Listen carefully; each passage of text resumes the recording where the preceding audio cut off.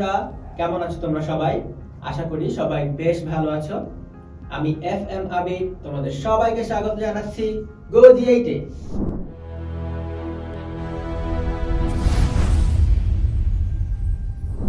বন্ধুরা, আমাদের আজকের ক্লাসে আমরা একাদশ দ্বাদশ শ্রেণীর উচ্চতর গণিত প্রথম পত্র বইয়ের 10ম অধ্যায় অর্থাৎ যোগজীকরণ অধ্যায় থেকে কিছু গাণিতিক সমস্যার সমাধান করব। তাহলে চলো বন্ধুরা, আর দেরি না করে শুরু করা যাক আমাদের আজকের এপিসোডটি।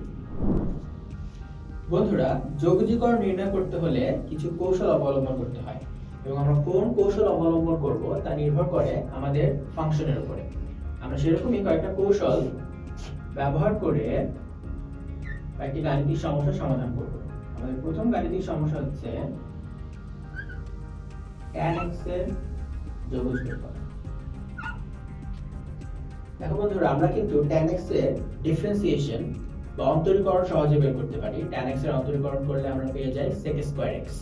তার মানে sec স্কয়ার x কে যদি আমরা ইন্টিগ্রেশন করি তাহলে আমরা পেয়ে যাই tan x c। কিন্তু tan x এর ইন্টিগ্রেশনের কোনো সূত্র কিন্তু আমরা সরাসরি শিখিনি। তাহলে tan x এর ইন্টিগ্রেশনের কোনো সূত্র আমরা জানি না। আমরা tan x এর ইন্টিগ্রেশনটি একটা কৌশল অবলম্বন করে বের করার চেষ্টা করব। এখন আমরা এখানে কি লিখতে পারি? tan x কে যদি আমরা ভেঙে লিখি ত্রিকোণমিতির সূত্র অনুযায়ী tan x সমান হচ্ছে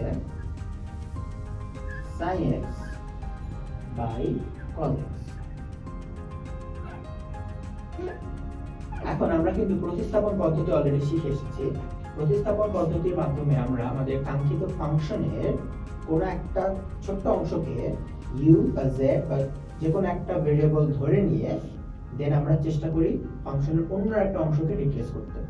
তবে দেখো, আমরা যদি cos x কে z ধরি, cos x এর ডিফারেন্সিয়েশন কিন্তু নেগেটিভ sin x, তাহলে দেখো sin x চলে আসছে। তাহলে আমরা এই কাজটি করতে পারি। আমরা এখানে চাইলে যে কাজটি করতে পারি, আমরা বলতে পারি cos x equals to z। আমরা ধরে নিচ্ছি। আরেকটা জিনিস লক্ষ্য করব বন্ধুরা, আমরা যদি sin x সমান z ধরতাম তখন sin x এর ডিফারেন্সিয়েশন কিন্তু আবার cos x, তাহলে নিচেটা চলে আসছে। কিন্তু সমস্যা হচ্ছে, দেখো আগে এটা আমি করছি, তারপর তোমাদের দেখাচ্ছি sin x সমান z ধরলে আসলে কোনো সমস্যা হতো কিনা।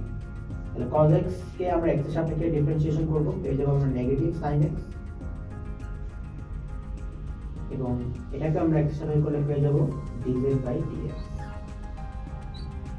আলটিমেটলি আমরা পেয়ে যাচ্ছি, দেখো sin x into dx, sin x আমরা আর গুণ করে দিচ্ছি into dx কে আমরা আলটিমেটলি বলতে পারছি নেগেটিভ dz। রাইট? তাহলে আমরা sin x into dx দেখতে পাচ্ছ। এই জায়গায় আমরা কি দ্বারা রিপ্লেস করতে পারবো? এই জায়গায় আমরা রিপ্লেস করতে পারবো যে নেগেটিভ dx, নেগেটিভ আমরা বাইরে দিচ্ছি নেগেটিভ dz, এবং দেখো cos x সমান z ধরেছিলাম, মানে এই অংশটুকু সমান তো আমরা নেগেটিভ dz বসিয়ে ফেললাম। বাকি cos x এর জায়গায় এখন আমরা z বসাবো, তাহলে 1 বাই, যেহেতু cos x এর ভগ্নাংশ নিচে, তাহলে নিচে z বসালাম। তাহলে দেখো বন্ধুরা, নেগেটিভ 1 বাই z, তার মানে 1 বাই সামথিং, 1 বাই x, এর ইন্টিগ্রেশন ছিল ln মডুলাস অফ x। এটাকে আমরা বলতে পারবো ln modulus of z plus c। Ultimately z কে আমরা রাখতে পারবো না, z এর জায়গায় আমরা cos x দ্বারা রিপ্লেস করে দিব। তাহলে আমরা বলতে পারি cos x প্লাস c। তাহলে এটা আমাদের কাঙ্ক্ষিত উত্তর। বন্ধুরা, এখন লক্ষ্য করো, আমি যেটা বলছিলাম, যদি আমরা sin x সমান z ধরতাম তাহলে কোনো সমস্যা হতো কিনা। তাহলে আমরা ধরে নেই sin x সমান একটা ভেরিয়েবল z। এখন যদি আমরা ডিফারেন্সিয়েশন করি, sin x এর করলে আসবে cos x আর z কে করলে আসবে dz বাই dx, dx এর ইকুয়েশন। এখন দেখো cos x into dx থেকে আমরা dz বসাতে পারি। এখানে কিন্তু cos x into dx ছিল না, বরং dx divided by cos x ছিল। তাহলে দেখো বন্ধুরা, আমরা যদি sin x সমান z ধরলে প্রতিস্থাপন পদ্ধতির মাধ্যমে আসলে আলটিমেটলি কোনো কিছুকে এখানে রিপ্লেস করতে পারতাম না। তার মানে ফাংশনের কোন অংশকে আমাদের z ধরতে হবে বা u ধরতে হবে সেটা কিন্তু আমাদের একটু চিন্তা করে বুদ্ধি খাটিয়ে ফাংশনের দিকে তাকিয়ে বুঝতে হবে, অথবা আমরা একটু ট্রাই করে নিতে পারি যে cos x সমান z ধরলে আলটিমেটলি আমরা কোনো যে রিপ্লেস করতে পারছি কিনা, বা sin x সমান z ধরতে পারছি কিনা, যেটাতে আমরা পারবো সেটাকে আমরা z ধরে আলটিমেটলি ফাংশনের অন্য একটা প্রসঙ্গে রিপ্লেস করার চেষ্টা করব। তাহলে বন্ধুরা, তোমরা অলরেডি যোগজীকরণের একটা খুব গুরুত্বপূর্ণ কৌশল শিখে ফেললে। আমরা পরবর্তীতে আরো কিছু কৌশলের মাধ্যমে যোগজীকরণ নির্ণয় করা শিখব। বন্ধুরা, এবার আমরা sec x এর যোগ নির্ণয় করা শিখব। আমরা অলরেডি tan x এর যোগ নির্ণয় করা শিখলাম, এবং এটাকে আসলে আমরা একটা সূত্র হিসেবে মনে রাখতে পারি, অথবা এটাকে চাইলে এভাবে লেখা যায় ln, যেহেতু ln এর আগে -1 গুণ আকারে আছে, সেটাকে কিন্তু ln এর পরে যে আছে cos x সেটার পাওয়ার হিসেবে নিতে পারি। মানে cos x এর ইনভার্স, তার মানে হচ্ছে 1 cos x and ultimately sec x।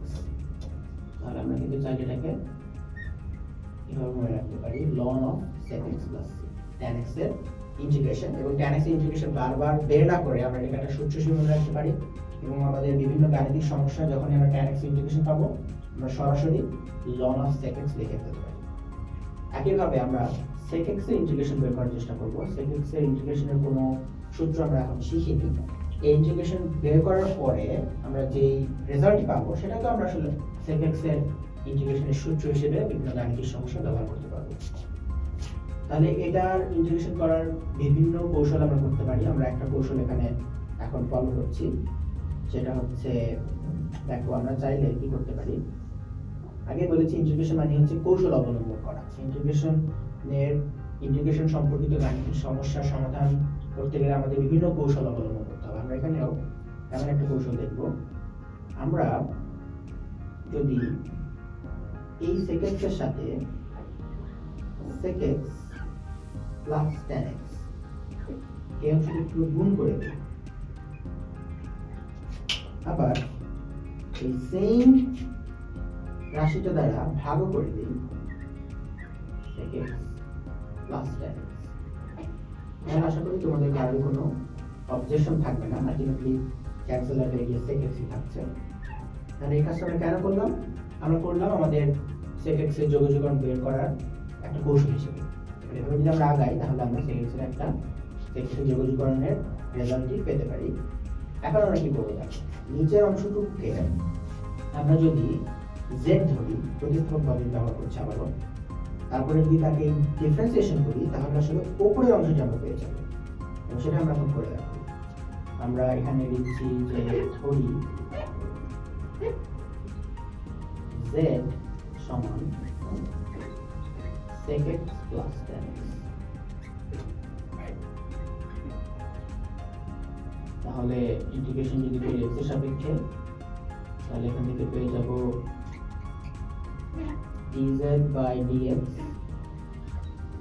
সমান sec x এর ইন্টিগ্রেশনের সূত্র কি? দেখো sec x এর ইন্টিগ্রেশন আমরা শিখে এসেছি। sec x এর ইন্টিগ্রেশন সূত্র হচ্ছে, sec x এর ইন্টিগ্রেশন সূত্রটা আমরা একটু এখানে লিখে ফেলছি। দেখো sec x dx এটা হচ্ছে sec x tan x। ওকে, তাহলে sec x এর ইন্টিগ্রেশন কি হবে? sec x tan x, sorry আমরা আসলে এখানে ডিফারেন্সিয়েশন বের করছি, ইন্টিগ্রেশন তো বের করছি না, আমরা এখানে ডিফারেন্সিয়েশন করছি। তাহলে sec x এর ডিফারেন্সিয়েশন কিন্তু sec x tan x, আমরা ডিফারেন্সিয়েশন বের করছি, ইন্টিগ্রেশন না। তাহলে ddx বের করছি। তাহলে sec x এর ডিফারেন্সিয়েশন হচ্ছে আসলে sec x tan x, এখানে আসলে ইন্টিগ্রাল কনস্ট্যান্ট হবে না। তাহলে sec x এর differentiation sec x tan x এখানে আমরা লিখে ফেললাম। এবার দেখো tan x এর ডিফারেন্সিয়েশন, আমরা tan x এর ডিফারেন্সিয়েশন সূত্র কিন্তু জানি, সেটা হচ্ছে sec square x। তাহলে আমরা এখানে sec square x লিখে দিচ্ছি। এবার লক্ষ্য করো আমরা কি করতে পারি, উভয় টার্ম থেকে আমরা sec x এর কমন নিতে পারি। sec x এখানে থেকে যাবে tan x এখান থেকে যাবে sec x, dx কে আমরা এই পাশে নিয়ে আসলাম, এই পাশে থেকে গেল z। তাহলে দেখো বন্ধুরা sec x into tan x plus sec x, মানে উপরের অংশটা sec x into sec x plus tan x into dx, মানে এই পুরো অংশটা জায়গায় আমরা চাইলে dz লিখতে পারি। তাহলে আমরা এটা রিপ্লেস করতে পারি। আমরা এখন এটা পুরো অংশটার জায়গায় কি লিখবো, dz লিখলাম।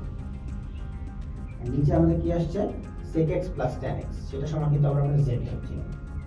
তাহলে 1/z এর ইন্টিগ্রেশন, 1/z এর ইন্টিগ্রেশন কিন্তু আমরা সবাই জানি, সেটা হচ্ছে ln of বর্গিটা ছিল ভিতরে z plus